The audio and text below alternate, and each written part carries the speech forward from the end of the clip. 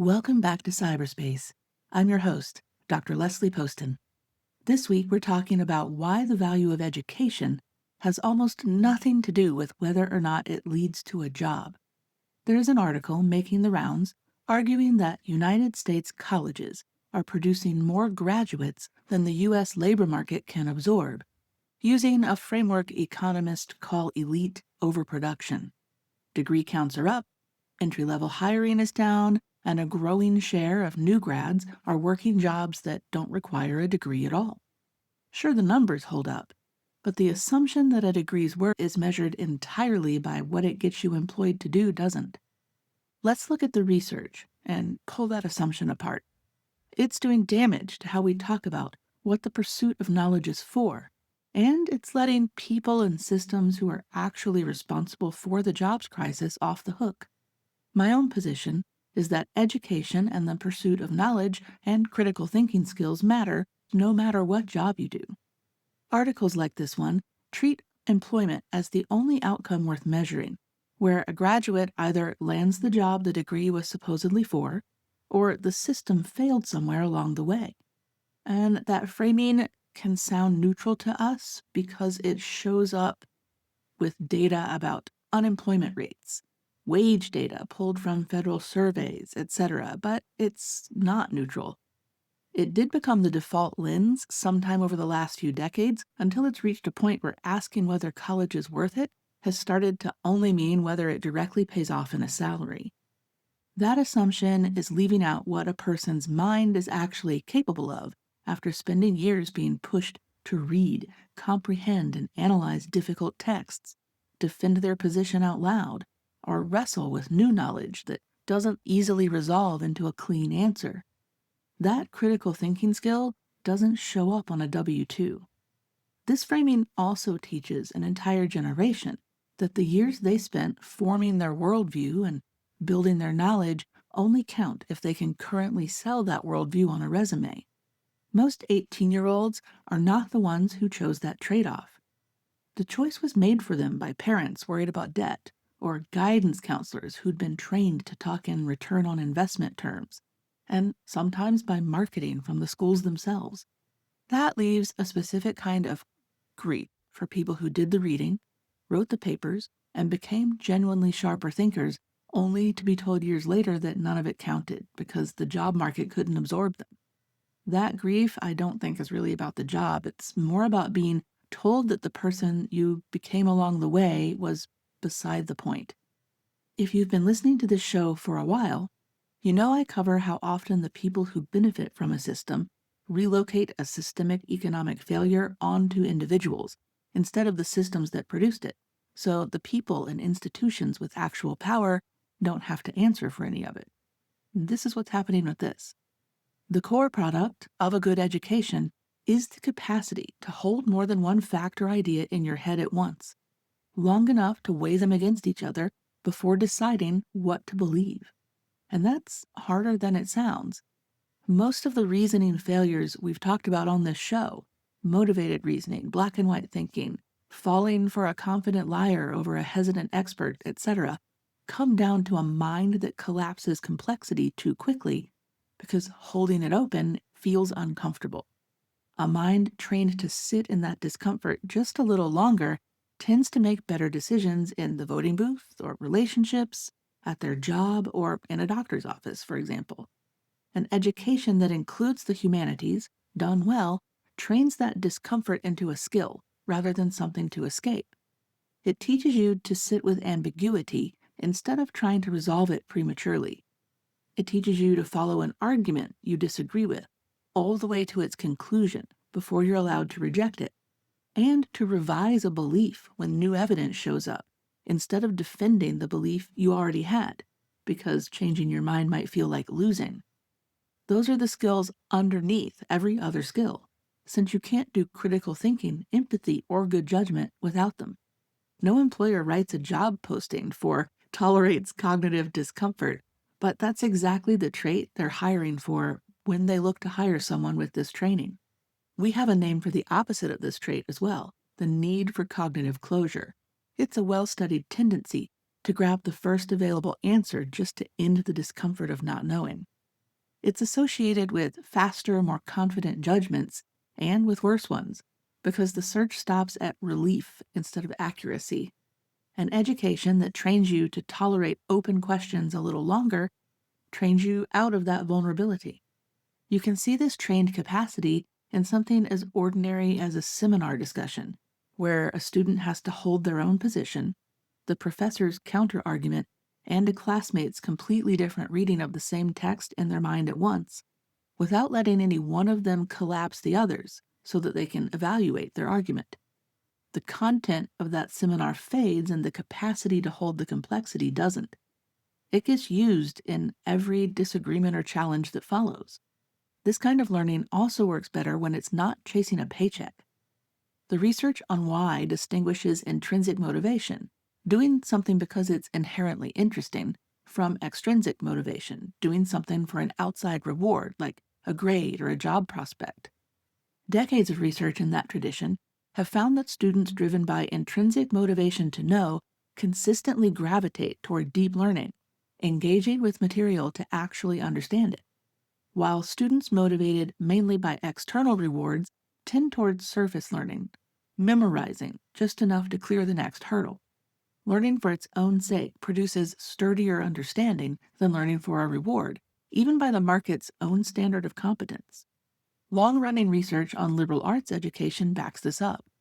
Large multi-institution studies that track students across their entire college careers have found measurable lasting gains in critical thinking, tied specifically to reflective and integrative learning rather than memorization, and to what we call the need for cognition, a stable trait describing how much a person actually enjoys effortful thinking. And this comes from decades of longitudinal data across multiple universities, following the same students over time. And none of it has anything to do with whether those students later got hired. It's measuring a change in how their mind works. Take the field where the just teach me the concrete stuff argument sounds the strongest: medicine. You'd think if any degree should be pure technical training, this might be the one. But the research on medical education complicates that instinct. Empathy is known to decline over the course of standard training, worn down by volume, exhaustion, and the grind of memorizing pathologies. It's one of the more consistent findings in medical education research. Programs that bring humanities coursework back in, reflective writing, literature, ethics seminars, measurably reverse that decline. And a review pooling results across many of these programs found a large effect on empathy. Students who take that coursework score meaningfully higher on clinical empathy measures than students who don't. This pattern extends past empathy as well. Physicians with that kind of training also show better tolerance for uncertainty, which translates into fewer unnecessary diagnostic tests and lower reported stress, because they're not chasing false certainty in situations that are genuinely uncertain. Researchers have even found that a physician's comfort with ambiguity predicts which specialty they gravitate toward. Higher tolerance pulls people toward fields like internal medicine, where diagnosis means weighing incomplete or contradictory information, while a lower tolerance pulls people toward procedural specialties with clearer, more immediate feedback. This trait is shaping which kind of medicine gets practiced and by whom. This coursework closes a documented gap in the training itself, using exactly the material people tend to dismiss as impractical.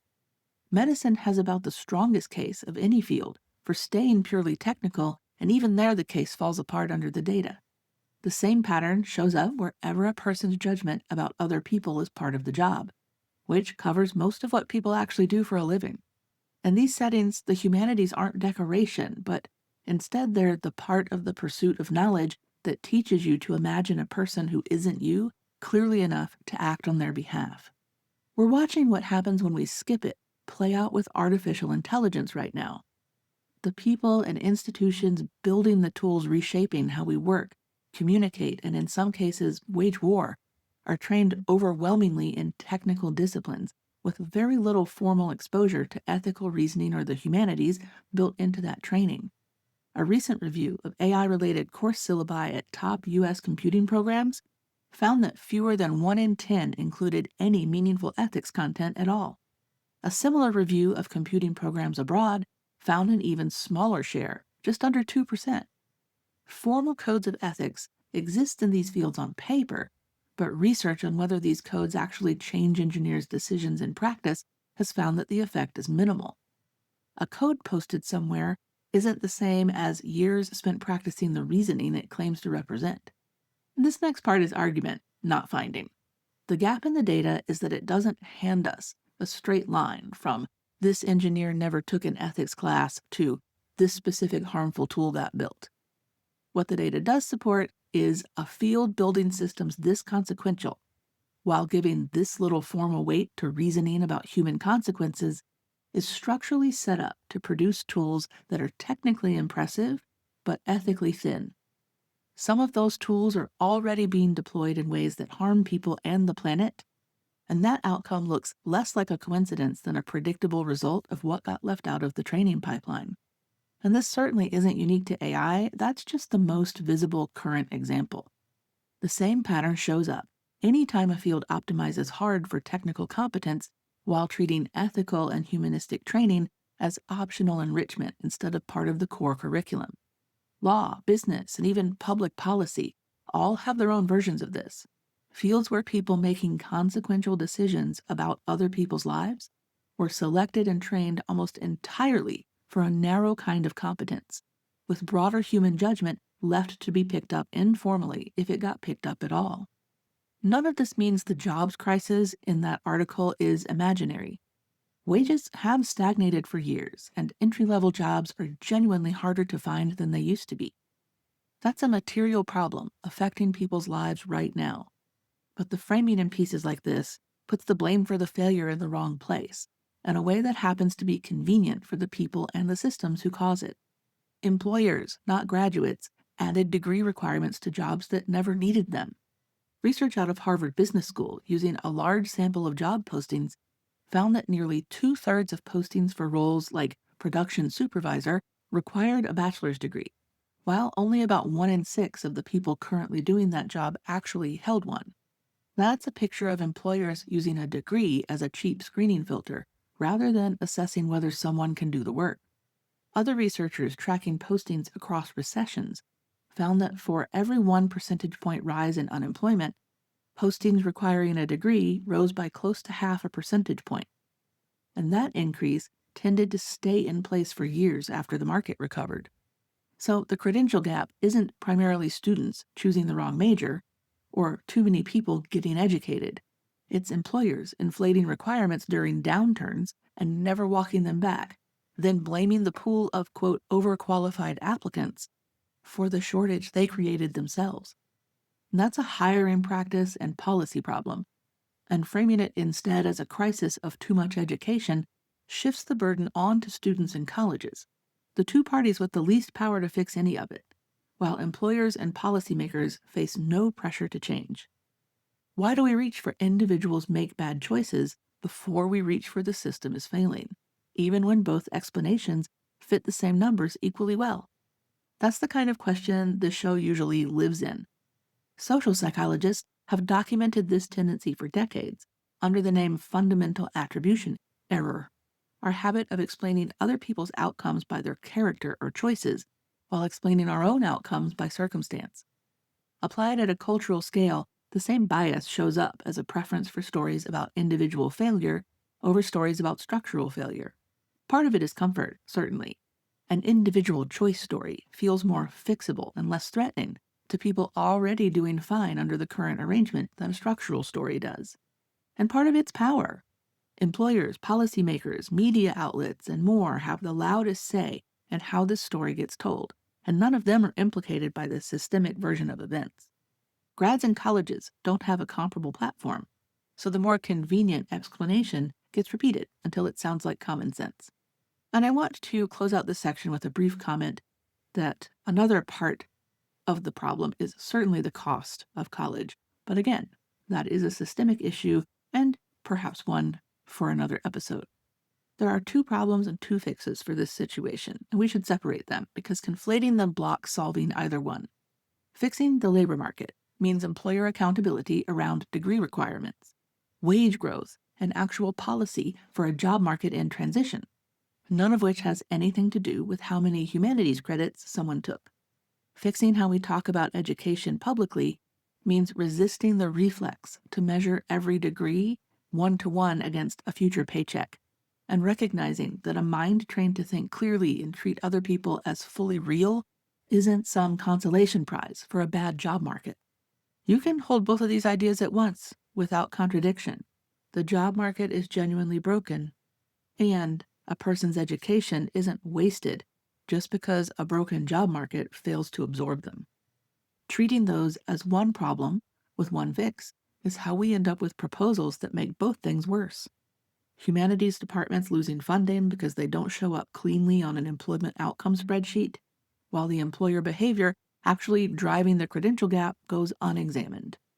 Even if every graduate from that article found a stable, well-paid job tomorrow, that still wouldn't measure whether their education mattered. What matters is whether they came out able to think clearly, sit with people unlike themselves, and hold complicated things in mind without flinching away from the discomfort. A culture that only funds what's immediately monetizable keeps being surprised when the things it stopped valuing turned out to matter anyway. In the doctor's office, the courtroom, or the code shaping the next tool that reaches the rest of us. Personally, I'd rather live in a culture that measures education by the quality of mind it produces, the one that measures it by a starting salary 6 months out. I'm sure that's a values question, but we've let economics answer it for us for a long time without ever looking deeper. Fix the labor market because it's broken. Fund and protect the pursuit of knowledge because it doesn't need a paycheck to justify its value.